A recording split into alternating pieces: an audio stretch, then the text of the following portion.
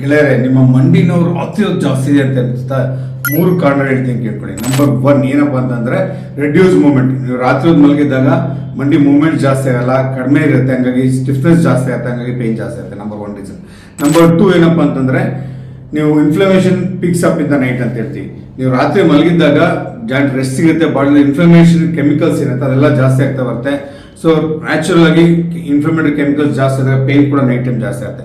Number 3 reason ಏನಪ್ಪಾ ಅಂತಂದ್ರೆ day time over use. ನೀವು ಬೆಳಗ್ಗೆ ಹೊತ್ತೆಲ್ಲ ಜಾಸ್ತಿ ಉಪಯೋಗಿಸಿರ್ತೀರಲ್ಲ ಮಂಡಿನ, ಜಾಸ್ತಿ ಉಪಯೋಗಿಸಿದಾಗ ಮಂಡಿ ಸವತೆಲ್ಲ ಸ್ವಲ್ಪ ಇನ್ಫ್ಲಮೇಷನ್ ಚೇಂಜ್ ಜಾಸ್ತಿ ಆಗುತ್ತೆ. ರಾತ್ರಿ ರೆಸ್ಟ್ ಕೊಡುವಾಗ ಏನಾಗುತ್ತೆ, ಮಂಡಿ ನೋವು ಜಾಸ್ತಿ ಆಗುತ್ತೆ. Number 3 reason. ಏನ್ ಮಾಡ್ಬೋದು ಸರ್ ಡಾಕ್ಟರ್ ಇದಕ್ಕೆ ಅಂತಂದ್ರೆ ಜೆಂಟಲ್ ಸ್ಟ್ರೆಚಿಂಗ್. ಮಲ್ಕೊಳ್ಳೋಕೆ ಮುಂಚೆ ಸ್ವಲ್ಪ ಜೆಂಟಲ್ ಸ್ಟ್ರೆಚ್ ಮಾಡಿ ನಿಮ್ಮ ನೀ ಜಾಯಿಂಟ್ನ ಲೈಟಾಗಿ ಹೀಟ್ ಕೊಡ್ಬೋದು. ಜೊತೆಗೆ ಪ್ರಾಪರ್ ಸ್ಲೀಪಿಂಗ್ ಹ್ಯಾಬಿಟ್, ಕರೆಕ್ಟಾಗಿ ಪೊಸಿಷನ್ ಇಟ್ಕೊಂಡು ಮಾಡ್ಕೊಳ್ಳಿ. ಸೊ ಈ ರೀತಿ ಅವೇರ್ನೆಸ್ ಮೆಸೇಜ್ನ ನಿಮ್ಗೆ ಯಾರ್ಯಾರಿಗೆ ಮಂಡಿ ನೋವು ಎಕ್ಸ್ಪೆಷಲ್ ರಾತ್ರಿ ಹೊತ್ತು ಅವ್ರಿಗೆ ಕಳಿಸಿ ಈ ಮೆಸೇಜ್ನ. ಮಂಡಿ ನೋವು ರಿಲೀಫ್ ಆಗಲಿ, ನೆಮ್ಮದಿಯಿಂದ ನಿದ್ದೆ ಮಾಡಲಿ.